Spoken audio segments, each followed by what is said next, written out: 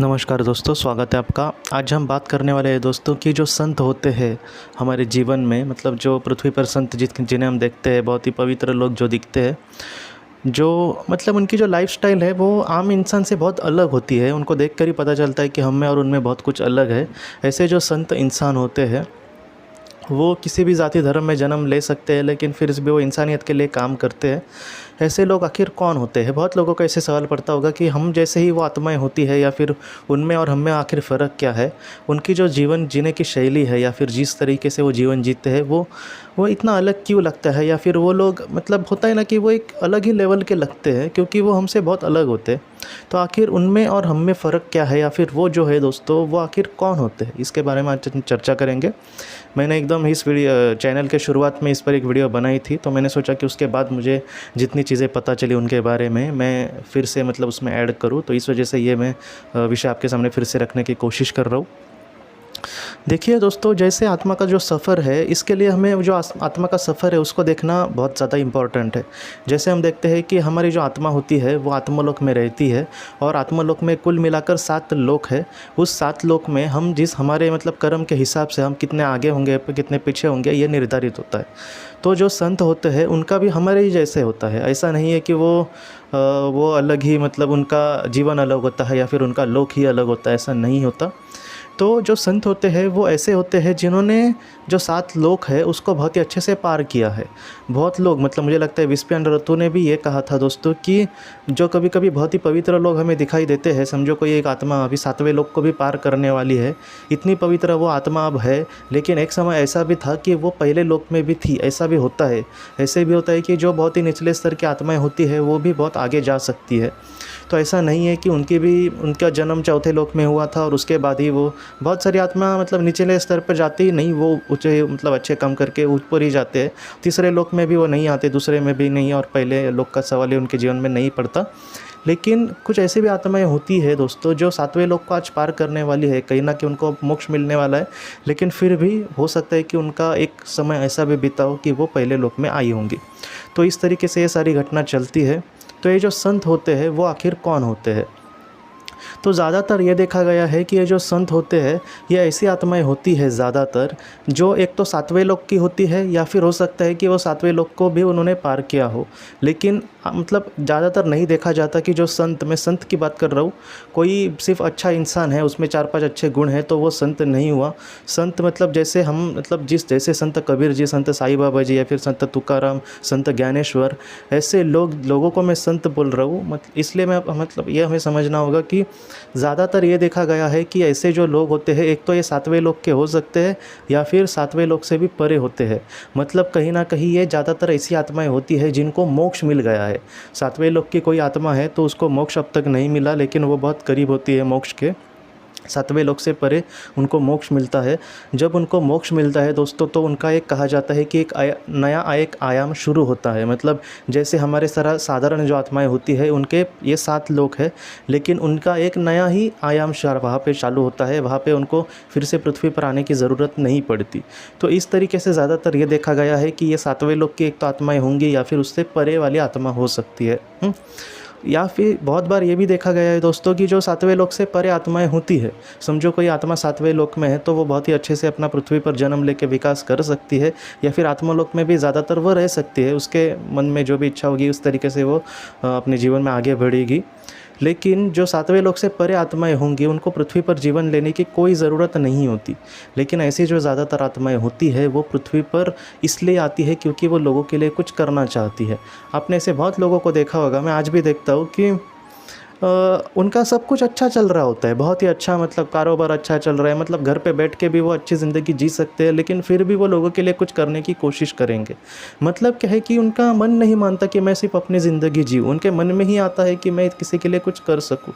बहुत सारे संत ऐसे भी थे जिन्होंने बहुत बड़ी बड़ी दौलत को भी ठुकरा दिया, लेकिन उन्होंने बहुत ही अच्छे से, मतलब एक बहुत ही आम सी ज़िंदगी, मतलब लोगों को कहते हैं, लोग सारे आजकल कहते हैं कि मैं एक आम सी ज़िंदगी जीता हूँ, लेकिन अगर उनको देखें तो ज़्यादा उनके कपड़े नहीं, ज़्यादा एकदम रहन सहन बड़ा कुछ नहीं, एकदम रोज़ एक ही खाना उनका, मतलब वो भी दाल चावल उनको रोज़ दिया तो भी वो कुछ नहीं कहेंगे, वो ईश्वर का ही नाम लेते रहेंगे।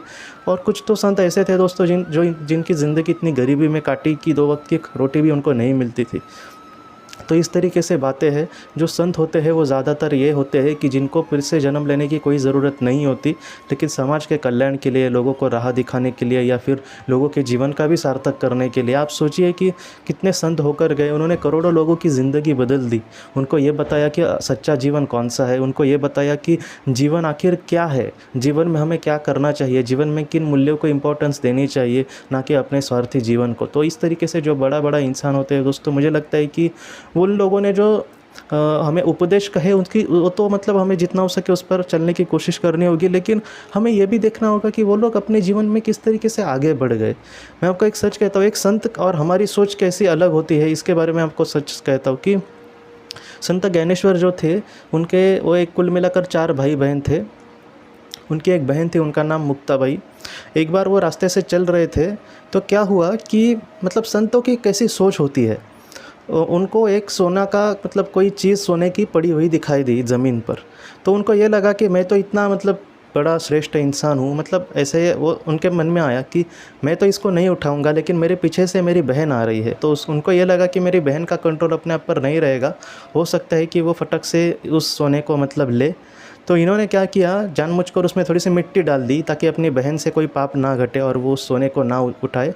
तो वो वहाँ से चले गए उसमें मिट्टी डालकर। बाद में पीछे से इनकी बहन आ रही थी और उन्होंने अपने भैया को रोका और अपने भैया को ये कहा कि क्या भैया, आपको मिट्टी और सोने में कोई फ़र्क नहीं पता चला अब तक। मतलब संत ज्ञानेश्वर श्रेष्ठ ही थे, लेकिन उनकी बहन भी पीछे नहीं थी दोस्तों। उसके लिए मिट्टी और सोना एक ही जैसे था। ऐसे लोगों के मतलब हम सोचते हैं ना कि बड़ा इंसान कैसे होता है, तो उसकी सोच इस तरीके होती है।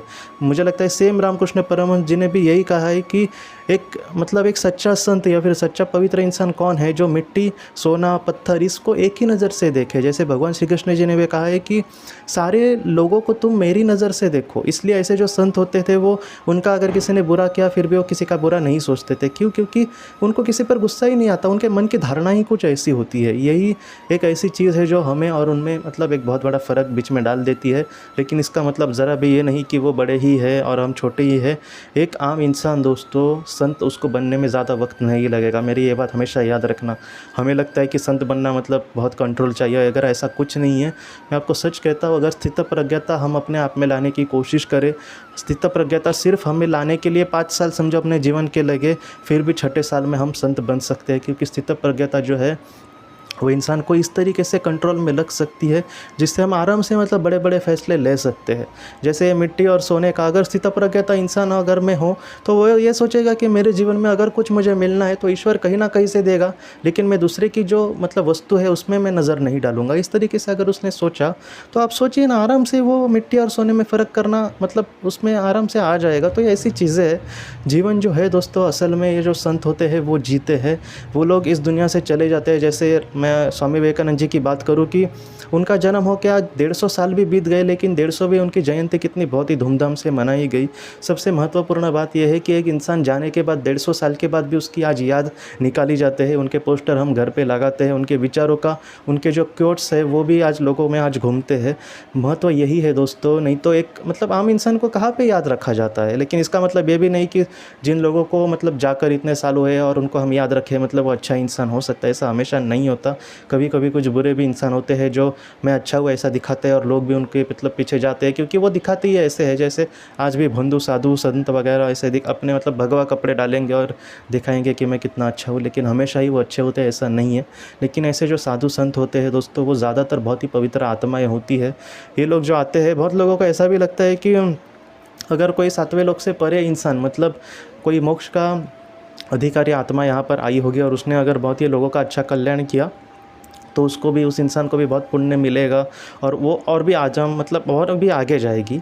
ऐसा बहुत बार नहीं होता दोस्तों, क्योंकि ये लोग उसके लिए आए ही नहीं है। वो सिर्फ समाज को दर्शन देने के लिए आए हैं, समाज में कुछ अच्छा करने के लिए आए हैं, समाज को रास्ता दिखाने के लिए आए हैं, दूसरे लोगों का उद्धार करने आए हैं। तो इस वजह से ये लोग उसके बारे में सोचते ही नहीं कि मुझे इससे पुण्य मिलेगा कि क्या मिलेगा।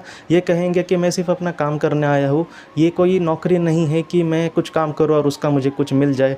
हाँ, अगर हम 4, 5वें लोक में हों और अगर हम किसी का अच्छा करते हैं तो उसका कहीं ना कहीं फ़ायदा हमें हो सकता है। क्यों? क्योंकि हमें उसकी ज़रूरत भी होती है उस वक्त, लेकिन इनको बाद में इस चीज़ की ही ज़रूरत नहीं है। ये कहेंगे कि सिर्फ मैं लोगों के लिए आया हूँ, और वो यही कहेंगे कि अगर आप मुझे कुछ देना चाहते हो तो आप लोगों के साथ अच्छा बर्ताव करो, जिससे हमें मतलब बहुत अच्छा फ़ायदा मिल सकता है। तो ऐसी चीज़ें होती है हमारे जीवन में दोस्तों। ऐसे जो संत होते हैं, ऐसा अगर कोई भी इंसान आपके जीवन में आए, मैं सच कह रहा हूँ, तो जितना हो सके उनके जो अच्छे विचार है उनको हम उस पे हम अगर अच्छे से चलने की कोशिश करें तो हम बहुत ही अच्छे से अपना सार्थक कर सकते हैं अपने जीवन का।